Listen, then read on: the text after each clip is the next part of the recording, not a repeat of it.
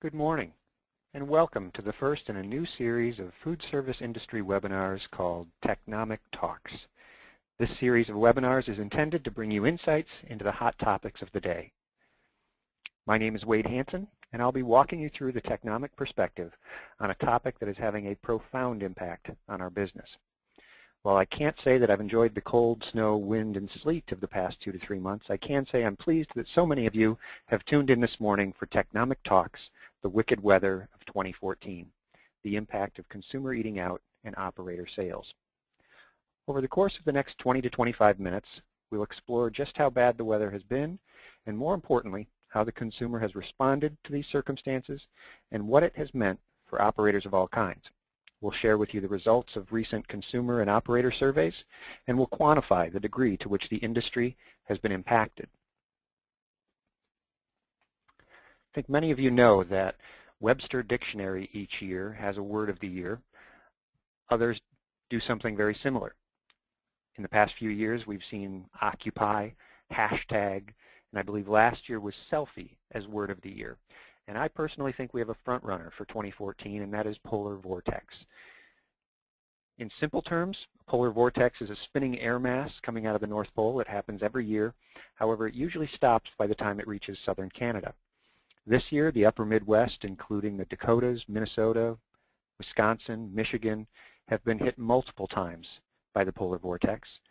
The midsection of the country has been impacted.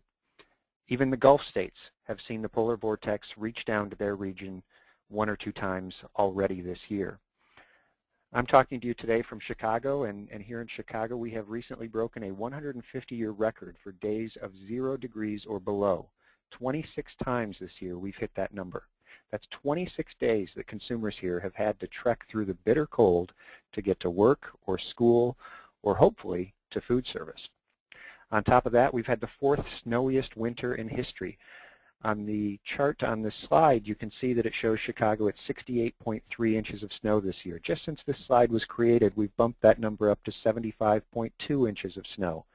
And other cities, mostly across the eastern half of the U.S., are far above their normal snowfall for the season. But it's not just the Midwest. We've seen in Atlanta many people, thousands of people, affected by frozen pipes.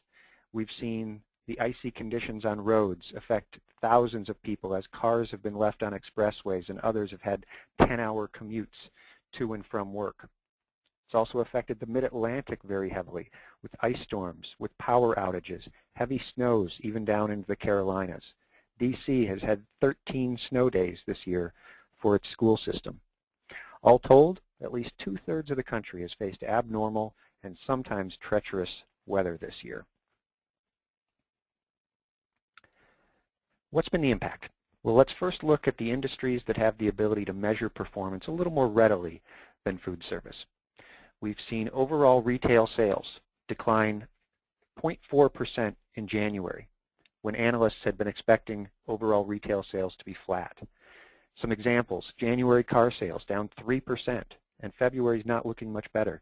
General Motors has indicated that sales could have been down in February as much as 5.4%.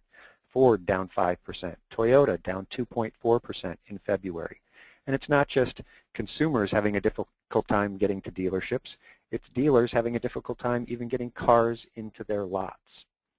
We saw 49,000 flight cancellations in January and over 300,000 flights delayed. More and more people were choosing not to travel during this period of time just because of the difficulty in doing so. We lost tremendous amounts of both business and leisure travel. January department store sales down 1.5%. A few examples: Kohl's down 2%, JCPenney down 3%. There's a teen apparel store called The Buckle, over 425 stores across the country, down 6.6% as teenagers simply couldn't get to the stores. Even in the drug sector, Walgreens traffic down 2.2% in January. Walmart, the largest of all retailers, at the height of the storms, they had to close 200 stores. In total, 4.5% of their U.S. stores have been closed at unanticipated times over the past 2 months. Ultimately, we're going to see February same-store sales decline for Walmart. Just how bad has it been?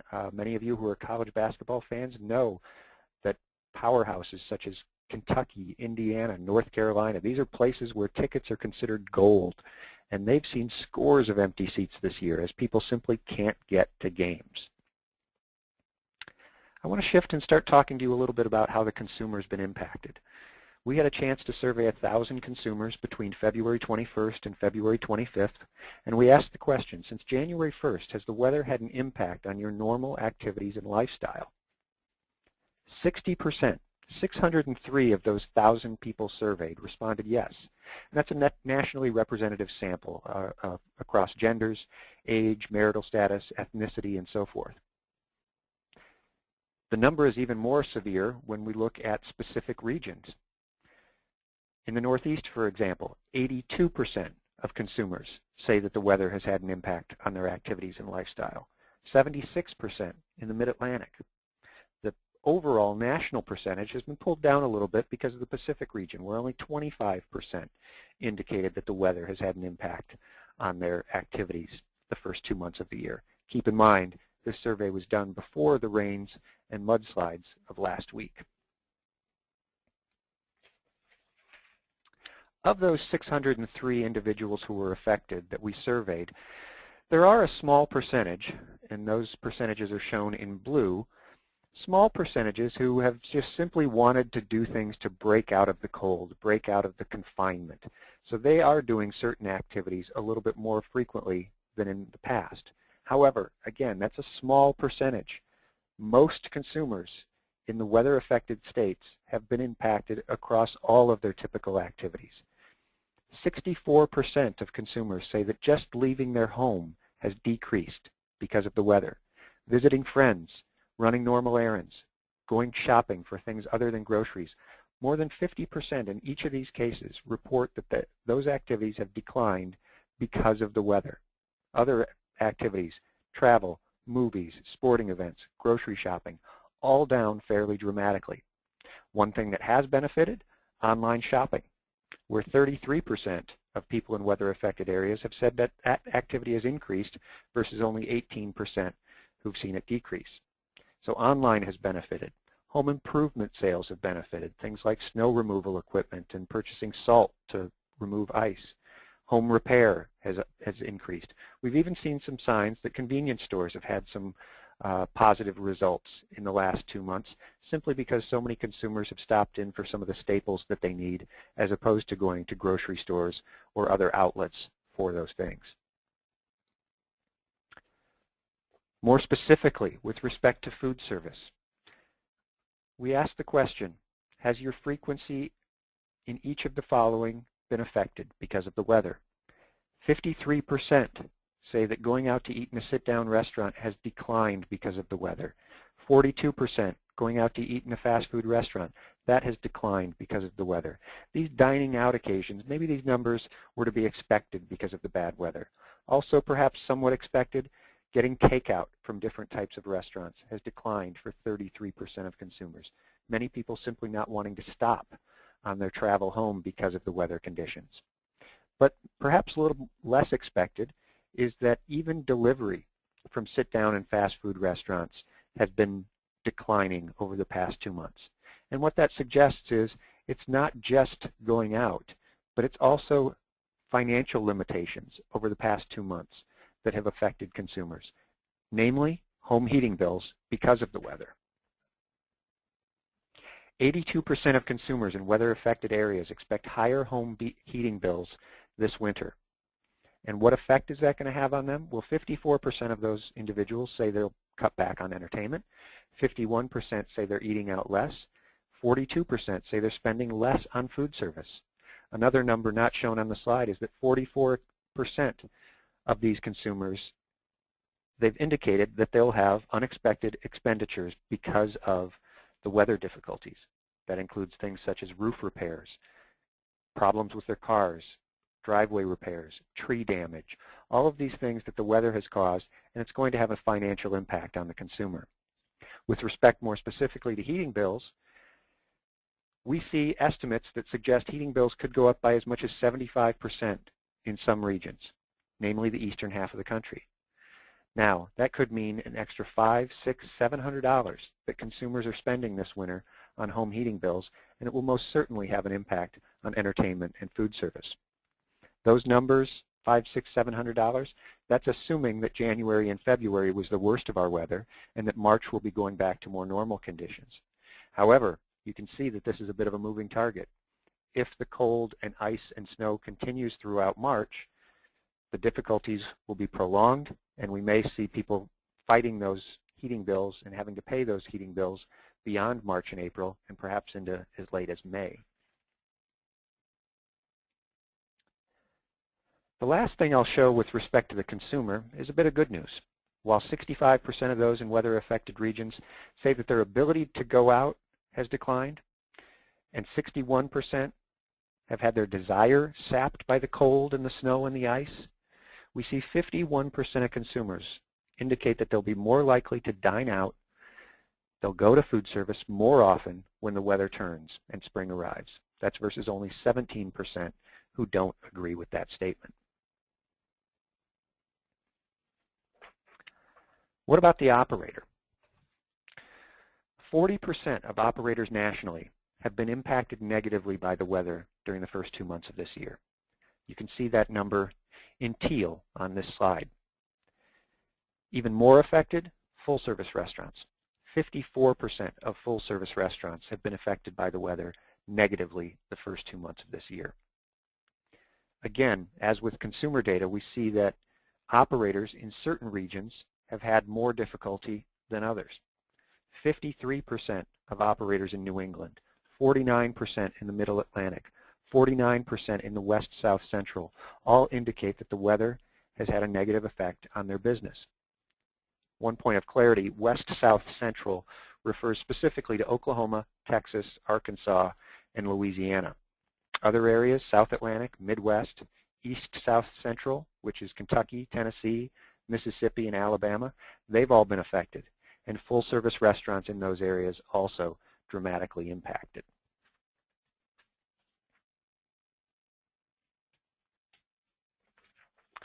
Now we ask about negative impact, and a negative impact on an operator could be any number of things. It could be traffic, it could be delivery performance, not getting deliveries that they expect from their distributors. It could be that their employees can't make it into work because of weather conditions. But what percentage of the operators say that that negative impact has been on top-line sales? Well, you can see the sales effect has been dramatic. 100% of operators in the West South Central who've been affected negatively indicate that that negative impact has directly hit their sales number. 90+% in all of the other regions outside of the Pacific.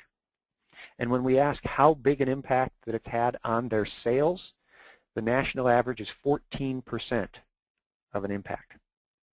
We've seen chain restaurants such as Darden, McDonald's, and Panera issue warnings.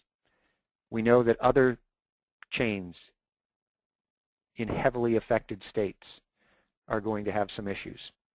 Sonic, for instance, 79% of their locations are in states that have been impacted by the weather. Texas Roadhouse, 71%.